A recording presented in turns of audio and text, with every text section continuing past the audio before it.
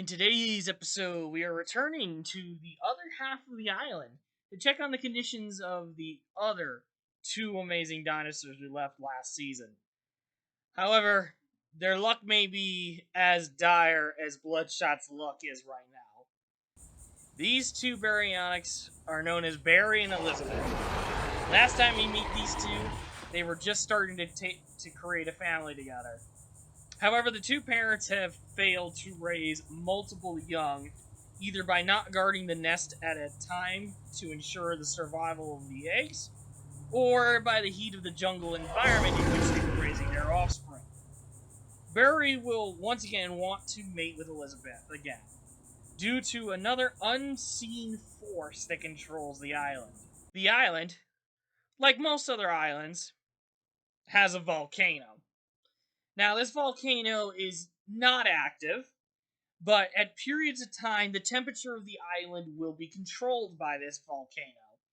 At this point in time, the island has become much cooler all around, so the jungle temperature has dropped significantly so that the pair could try again to raise their young.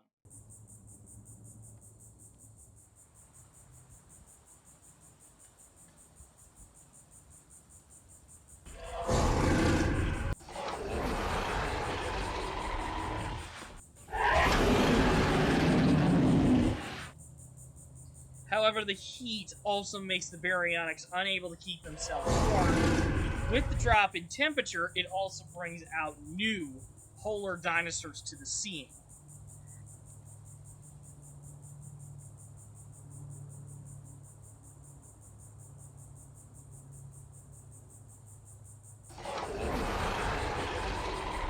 Bary and Elizabeth, after mating, decided to hunt once again to keep themselves and their newborn young well fed before Elizabeth raises her eggs. Bary decides to hunt one of the new dinosaurs to the area, the Lieliosaurus. Lieliosaurus is a small running dinosaur found in Australia.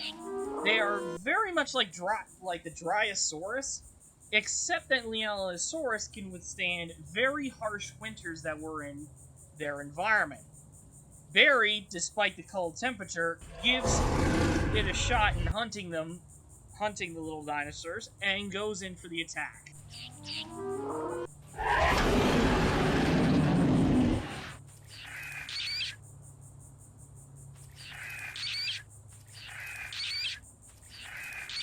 Bary fails to catch a decent meal because of the Lieliosaurus' impressive speed, and because he is not fully warmed up, Bary will have to try again.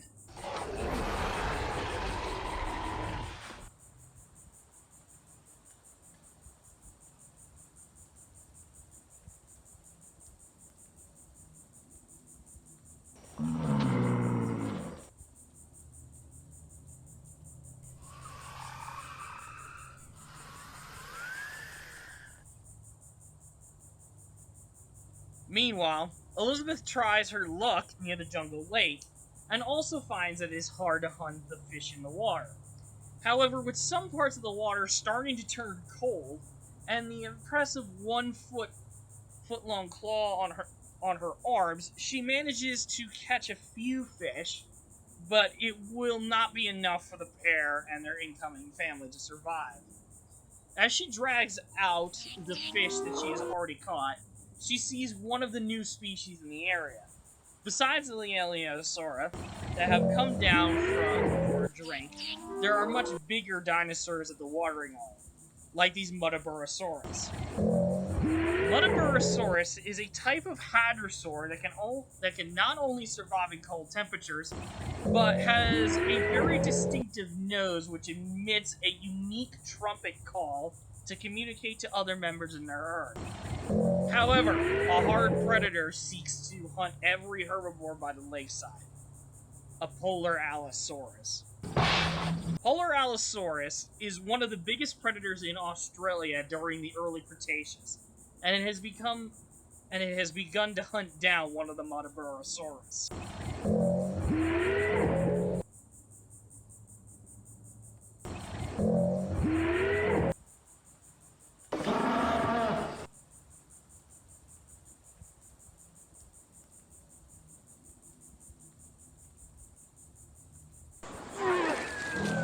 Thanks to its speed and impressive stealth, the Muttaburrasaurus was easily taken down by the Polar Allosaurus, as it roars in triumph of the kill.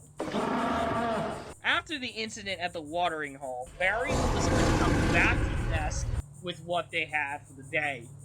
It wasn't enough for them, so they both decided to try one more time, and together they try to hunt the local Protoceratops in the area, who are also sluggish because of the cooldown.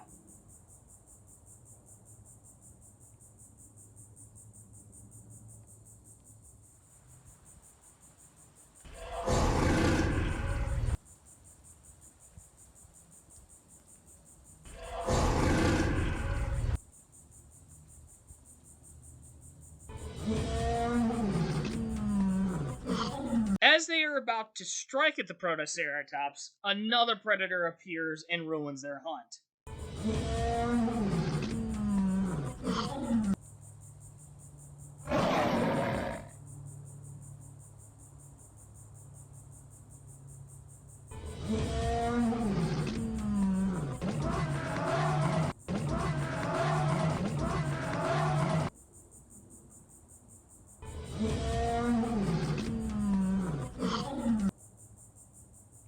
This is a Cryolophosaurus. Cryolophosaurus is one of the top predators during the late Jurassic period in Antarctica, which makes this dinosaur unique to the Polar Allosaurus in that it has a distinctive crest on the top of its head, which was used to attract mates during the breeding season. With this hunt being over, Bary and Elizabeth are furious at the Cryolophosaurus, and they decided to face it head on.